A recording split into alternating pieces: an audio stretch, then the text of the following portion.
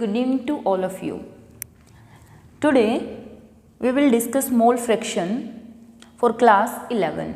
हमने previous video में normality, molality, मास percent बहुत सारी चीज़ें डिस्कस की हैं. आज हम बात करेंगे किसके बारे में? मोल फ्रैक्शन के बारे में. मोल फ्रैक्शन जो है it is usually represented by x. Mole fraction को यूजुअली एक्स से रिप्रेजेंट किया जाता है. और अगर हम बात करें व्हाट इज़ एक्स, क्योंकि मैंने स्टार्टिंग में ही बात करी थी कि हमारे पास जो सॉल्यूशंस होते हैं वो बाइनरी सॉल्यूशन होते हैं. कैसे सॉल्यूशन होते हैं? बाइनरी सॉल्यूशन मींस ऐसे सॉल्यूशन जिसके अंदर ए प्लस बी यानी कि solute plus solvent two components हो. ऐसा नहीं है कि आप दो से ज़्यादा कंपोनेंट्स के लिए मोल फ्रैक्शन नहीं निकाल सकते. आप दो के लिए भी निकाल सकते हो, तीन के लिए भी निकाल सकते हो. ठीक है, तो तीन कंपोनेंट्स भी हो सकते हैं. तो अगर मैं बात करूं कि mole fraction for component A, तो मोल फ्रैक्शन किसके बराबर होगा? Number of moles of any, चलो पहले मोल फ्रैक्शन ही डिसाइड कर लेते हैं. What is mole fraction? Number of moles of any one component divided by में total number of moles. Number of moles of any one component divided by में total number of moles. For example if we have to determine mole fraction of component ए, अगर मुझे ए का mole fraction determine करना है तो मैं कह दूंगी number of moles of A divided by में टोटल नंबर ऑफ मोल्स. तो हमारे पास कितने होंगे? Number of moles of A plus number of moles of B. अगर मुझे mole fraction of B determine करना है तो हम क्या बोल देंगे? N B number of moles of B divided by में number of moles of A plus number of moles of B. For example मान लिया अगर हमारे पास तीन कंपोनेंट भी है ए बी सी, तो हमारे लिए मोल फ्रैक्शन ऑफ ए किसके बराबर हो जाएगा? That is equal to N A divided by में N A plus N B plus में एन सी. अगर हमारे पास एन कंपोनेंट है तो plus that is number of components कितने हैं? एन है. ठीक है, मोल फ्रैक्शन ऑफ बी क्या हो जाएगा? Number of moles of B divided by में number of moles of A B and C. Mole fraction of C क्या हो जाएगा? Number of moles of C divided by में total number of moles of all the three components. अगर हम three ही लेकर यहाँ पर चल रहे हैं. ठीक है, तो बहुत सिंपल सा फॉर्मूला है. जितने भी कंपोनेंट हमें गिवन है उन सबके नंबर ऑफ मोल्स निकाल लीजिए और नंबर ऑफ मोल्स निकालने के बाद जिस कंपोनेंट के मोल फ्रैक्शन आपसे पूछा हुआ है, ए का पूछा हुआ है तो ए के मोल्स डिवाइडेड बाय में टोटल मोल, बी का पूछा हुआ है तो बी के मोल डिवाइडेड बाय में टोटल मोल, सी का पूछा हुआ है तो सी के मोल्स डिवाइडेड बाय में टोटल नंबर ऑफ मोल्स. तो इस तरीके से हम क्या कर सकते हैं? सबका मोल फ्रैक्शन डिटरमाइन कर सकते हैं. ठीक है, तो इसका मतलब क्या हुआ? मोल फ्रैक्शन मोल्स की मोल से ही क्या होती है? रेशियो है. ठीक है, तो इसीलिए मोल फ्रैक्शन कैसा होता है? It is unitless. Mole fraction कैसी है?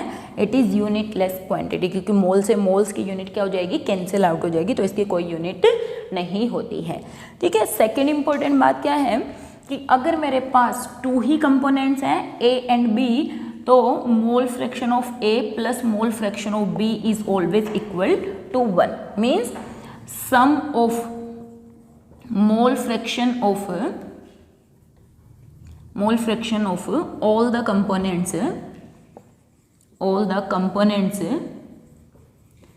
is always equal to 1. ये हमेशा एक होगा. अगर मैं इसकी बात करूं, अगर तीन कंपोनेंट थे हमारे पास तो मोल फ्रैक्शन जो होगा that is X A plus X B plus में एक्स सी, ये भी किसके बराबर होगा? 1 के बराबर होगा. अगर n कंपोनेंट है तो उनका भी सम किसके बराबर होगा? 1 के बराबर होगा. अगर बाइनरी सॉल्यूशन में हमें एक के मोल्स पता चल जाएंगे एक्स ए, तो 1 में से माइनस करके हम एक्स बी डिटरमाइन कर सकते हैं. Means X A is equal to 1 minus X B और X B is equal to 1 minus X A. Means अगर हमें दो कंपोनेंट्स के बारे में दोनों का ही मोल फ्रैक्शन पूछा हुआ है तो दोनों में फॉर्मूला लगाने की जरूरत नहीं है. आप एक का निकाल लो, दूसरे का 1 में से माइनस करके हमारा मोल फ्रैक्शन आ जाएगा. तो मोल फ्रैक्शन छोटा सा ही कॉन्सेप्ट है कि number of moles of any one component को अगर हम टोटल नंबर ऑफ मोल से डिवाइड कर देते हैं तो हमारे उस कंपोनेंट का मोल फ्रैक्शन निकल आता है. ठीक है, तो दिस इज मोल फ्रैक्शन। एक दो टॉपिक छोटे छोटे और हम करेंगे यहाँ पर मोल फ्रैक्शन के साथ साथ। एक टर्म और आती है that is formality, formality of solution.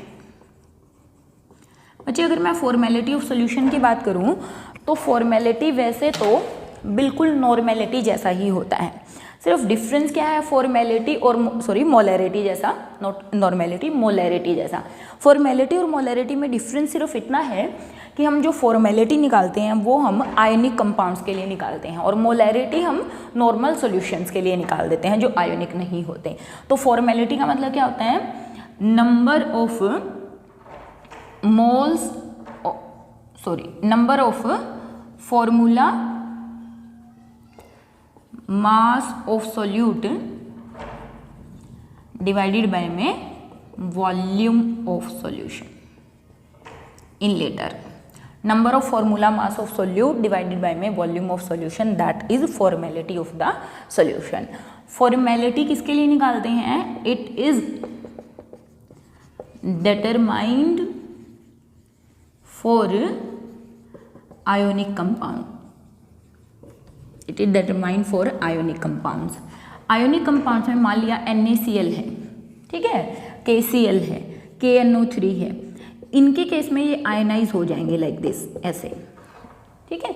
तो यहाँ पर जब मुझे इनका, वैसे तो हम मोलर मास निकालते हैं, मोलर मास जब हम निकालते हैं इनके केस में आयोनिक कंपाउंड के केस में जो हम मोलर मास निकालते हैं उसको मोलर मास न कह के ग्राम फॉर्मूला मास कह दिया जाता है। क्या कह दिया जाता है, that is molar mass term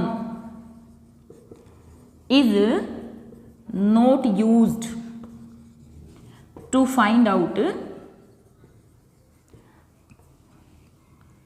molar mass of, total mass लिख देते हैं, total mass of ionic compound means we use gram formula mass for molar mass of ionic compound. Means difference तो बेटा कुछ नहीं है, आंसर भी नहीं बदलेगा।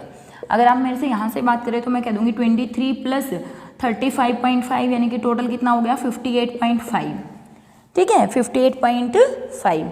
ये बेसिकली है तो मोलर मास ही, क्योंकि एटॉमिक मास को सम करके मैंने निकाला है। लेकिन जब आयनिक कंपाउंड्स की हम बात करेंगे तो हम इनको मोलर मास नहीं बोलते, इसको हम क्या बोलते हैं, ग्राम फॉर्मूला मास, ग्राम फॉर्मूला मास, ठीक है। सिर्फ इतना डिफरेंस है और कोई डिफरेंस नहीं है यहाँ पे, this is called gram formula मास। और यानी कि आयनिक कंपाउंड के केस में फॉर्मेलिटी निकालते हैं और यूजली हम मोलैरिटी निकालते हैं, तो फॉर्मेलिटी और मोलैरिटी सेम है अप्रोक्सीमेटली, ठीक है। चलिए फिर एक टर्म और हम यूज करेंगे, वो टर्म क्या है, पार्ट्स पर million, ppm, ppm that is parts पर मिलियन, पार्ट्स पर मिलियन। व्हाट इज पार्ट्स पर मिलियन, सबसे पहले हम बात कर लेते हैं पार्ट्स पर मिलियन यूज किस लिए करते हैं। पार्ट्स पर मिलियन जब यूज किया जाता है जब हमें बहुत डाइल्यूट सॉल्यूशंस की बात करनी हो, या फिर मैं कह दूं कि जहाँ पे जैसे एयर का पोल्यूशन हमें डिटरमाइन करना है, वाटर का पोल्यूशन डिटरमाइन करना है, वाटर में कुछ लेड वगैरह पॉइजनस मेटल्स प्रेजेंट हैं, उनकी कंसंट्रेशन निकालनी है, तो वहाँ पर हम क्या यूज़ करते हैं, पार्ट्स पर मिलियन यूज़ करते हैं। होता क्या है ppm, ppm is equal to mass of solute divided by में mass of solution multiply by में 10⁻⁶। मतलब किसी भी सब्सटेंस की कंसंट्रेशन ppm में निकालने का मतलब क्या हुआ, मास ऑफ सोल्यूट बाय में मास ऑफ सॉल्यूशन इनटू 10⁻⁶। इसको कंसिडर किया जाता है पार्ट्स पर मिलियन, पार्ट्स पर मिलियन, ठीक है। यहाँ पे मैं वापस बात करी हूँ कि पार्ट्स पर मिलियन क्यों यूज़ किया जाता है, जब हमें कंसंट्रेशन बहुत डाइल्यूट सॉल्यूशन की निकालनी हो तो इसका यूज़ किया जाता है air pollution, water pollution, heavy metals determine करने के लिए वाटर के अंदर या एयर के अंदर अगर कोई इम्प्योरिटीज़ है उसको डिटरमाइन करने के लिए। यूजली आपने न्यूज़ में सुना भी होगा कि दिल्ली का पोल्यूशन 10 ppm है, 0.5 ppm है, तो वहाँ पे कंसंट्रेशन निकालने के लिए, पोल्यूशन की कंसंट्रेशन निकालने के लिए पार्ट्स पर मिलियन टर्म यूज़ की जाती है। इसी चीज़ को समझाने के लिए मैं एक छोटा सा क्वेश्चन आपको दे रही हूँ। हमें एक क्वेश्चन दे दिया, सी वाटर जिसका वे 1030 ग्राम है contains about 6 into 10⁻³ gram of dissolved oxygen, dissolved O2, its mass percentage is, इसकी मास परसेंटेज कितनी होगी, इसकी मास परसेंटेज कितनी होगी।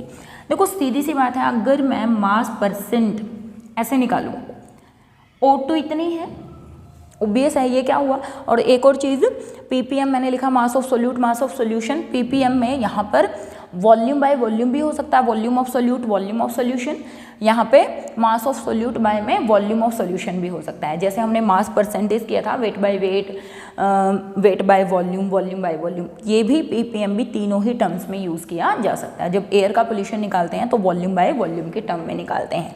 तो मास परसेंट अगर मैं यहाँ पे निकालूँ, देखिए 6 into 10⁻³ ग्राम तो ऑक्सीजन है और टोटल सी वाटर कितना है, इतना है, इंटू 100 मास परसेंट मैं सिंपल निकाल रही हूँ। जब आप इसको सॉल्व करेंगे, मैं आंसर लिख देती हूँ, आप इसको सॉल्व कर लेना, that will come out to be 5.8 into 10⁻⁴%, 5.8 into 10⁻⁴%। लेकिन अगर मैं इसी चीज़ को ppm की टर्म में कंसीडर करूं तो देखिए ppm ऑफ O2, तो ये हो जाएगा 6 into 10⁻³ डिवाइडेड बाय में 1030 into 10⁻⁶। जब आप इसको सोल्व करेंगे, this will come out to be 5.8 ppm, this will come out to be after solution 5.8 ppm। मीन्स एक तो मुझे ये बोलना पड़े 5.8 into 10⁻⁴%, एक सिंपल मुझे बोलना पड़े कि कितनी ऑक्सीजन है सी वाटर में 5.8 ppm, ठीक है। एक मुझे बोलना है कि कितनी ऑक्सीजन है 5.8 into 10⁻⁴%। तो बेसिकली ppm अपना जो वे है रिप्रेजेंटेशन का, उसको इजी बनाने के लिए यूज़ किया जाता है और कोई फर्दर इसके पीछे लॉजिक नहीं है। मतलब जहाँ पे कंसंट्रेशन बहुत कम, माइक्रो में, मिलीग्राम्स में जब हमें रिप्रेजेंट करनी होती है तो पार्ट्स पर मिलियन का यूज़ किया जाता है। तो यहाँ पे 5.8 ppm oxygen is dissolve in 1030 gram of water, sea water, ठीक है। तो इस तरीके से पार्ट्स पर मिलियन टर्म का यूज़ किया जाता है। एक छोटी सी टर्म और हम यहाँ पे डिस्कस करेंगे, बेसिकली टर्म नहीं बोल रहे, छोटी सी रिलेशन की बात मैं कर रही हूँ। रिलेशनशिप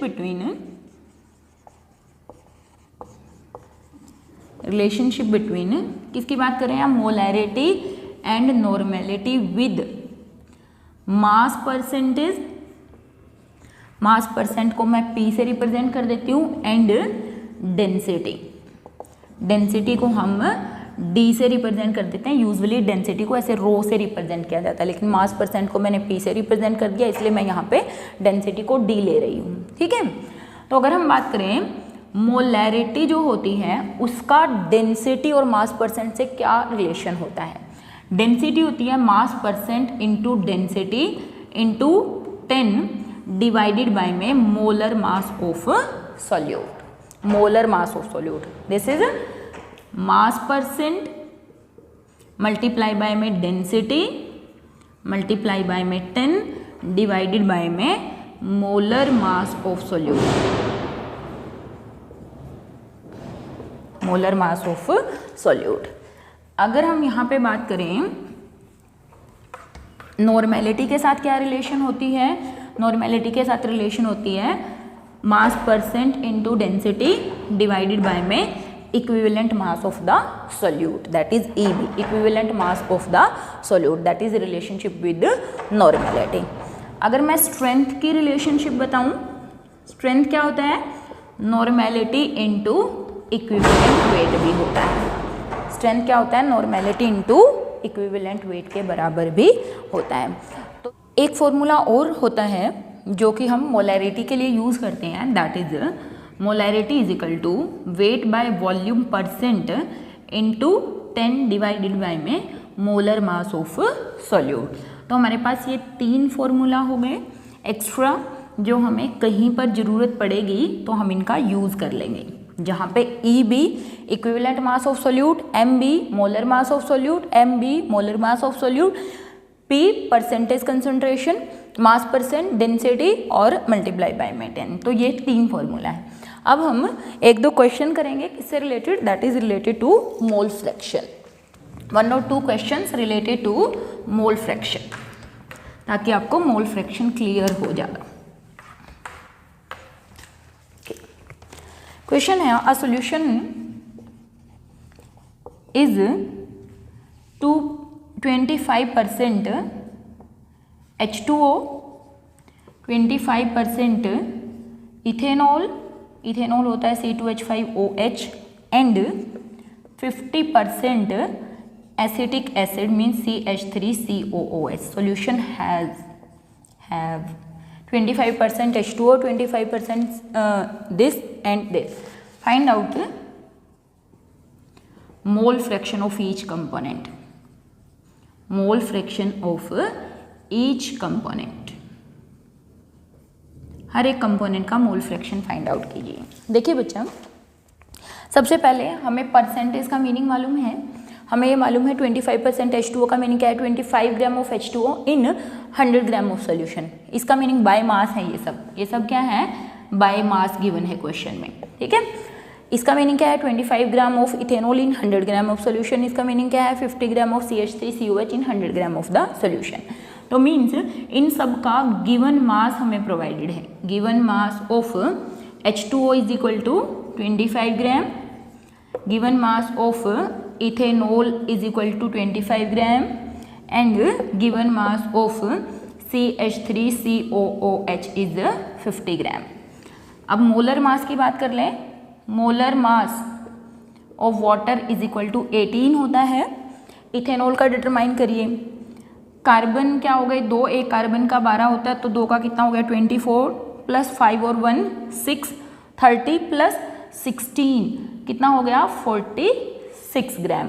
ऑक्सीजन एक ही था तो 16 लिया, 5 और 1 6। CH3COH में अगेन 2 कार्बन है तो कितना हो गया 24 प्लस 4 हाइड्रोजन है 28 प्लस 32, 28 और 32, कुछ और रह नहीं गया ना, नहीं। तो ये हो गया 60 ग्राम। मीन्स इसका वेट 18 ग्राम, इसका 46 ग्राम और इसका 60 ग्राम। तो ईजिली हम नंबर ऑफ मोल्स निकाल सकते हैं, ठीक है। So number of moles of water किसके बराबर हो गया 25 बाय में 18।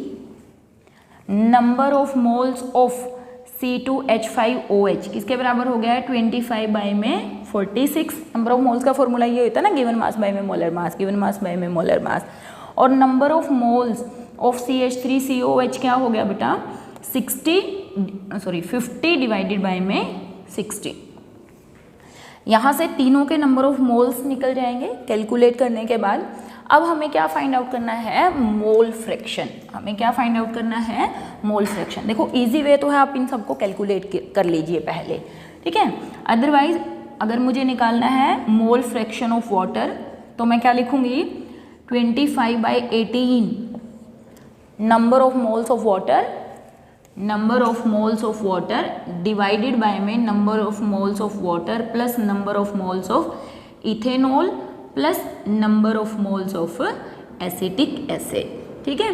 तो टोटल मोल्स हम अब यहाँ पे लिख देंगे 25 बाय में 18 प्लस 25 बाय में 46 प्लस 50 बाय में 16।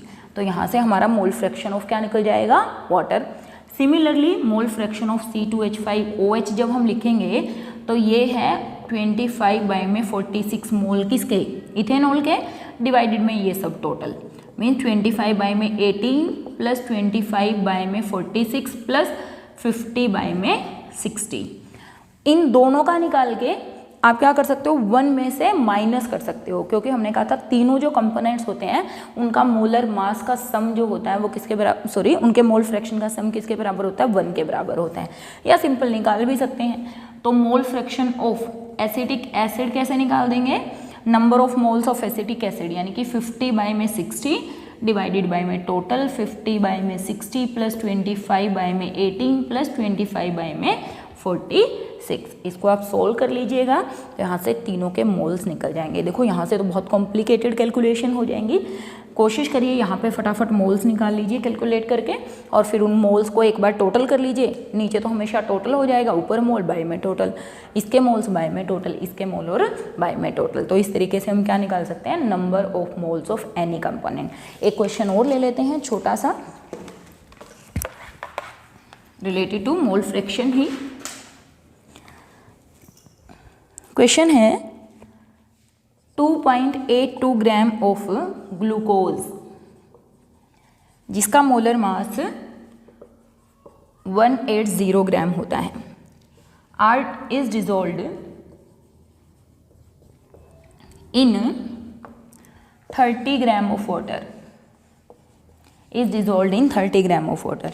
Calculate the mole fraction of both glucose and water. Again बहुत सिंपल है, हमें क्या निकालना है, number of moles of glucose. Number of moles glucose given mass दे रखा हमें 2.82, ग्लूकोज का मोलर मास कितना है 180। यहाँ से इसका नंबर ऑफ मोल्स निकल गए।